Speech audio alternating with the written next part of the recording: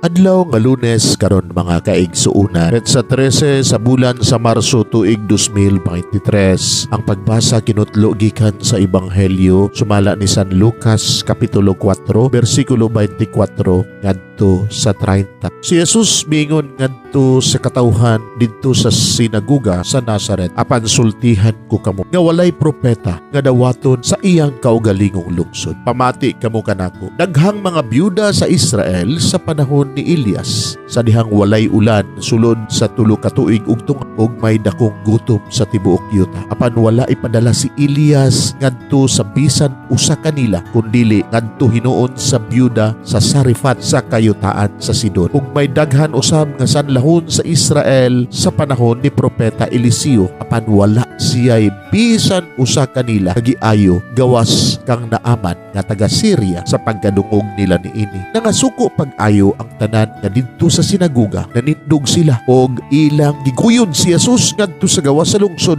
ug gidala ngadto sa tumoy sa bungtod diin natukod ang ilang lungsod aron ihulog siya sa pangpang. Apan miagi siya sa taliwala sa katawhan ug mipahilayo. Mga igsoon ang Ebanghelyo sa Ginoo. Daigon ikaw o Kristo.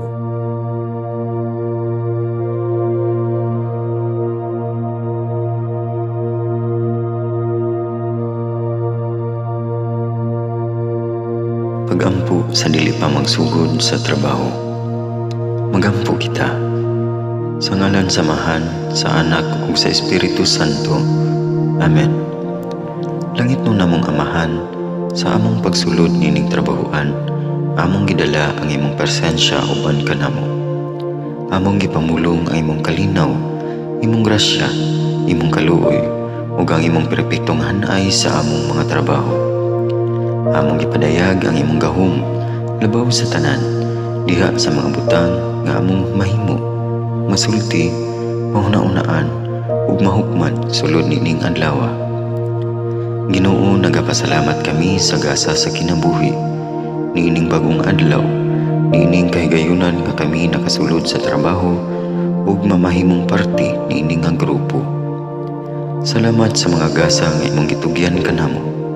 Hamong gamiton kini diha sa pagimaya kanimo.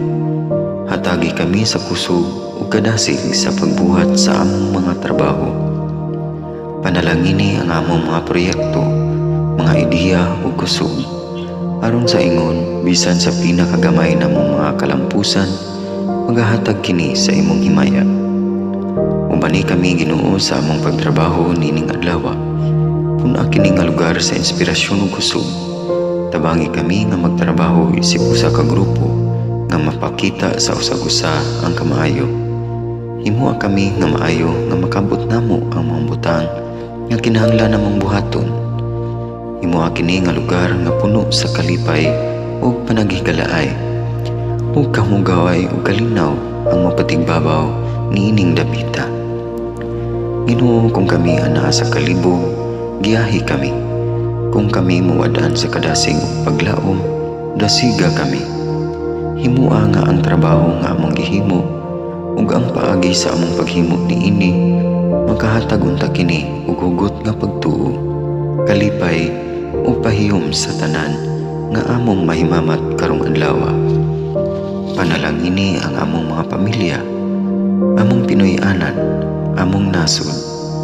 Himua nga magmatidud-anon kami sa pagtagad ug pag-amuma sa kalikupan ug sa tanang may kinabuhi diha sa pagbuhat kanamo sa pagkabuot sa imong pangandoy alang sa hustisya ug kagawasan. Ug Ginoo, sa among pagbiya nining lugar, tagay kami sa imong panalangin ug kaluoy sa among pagbiyahe.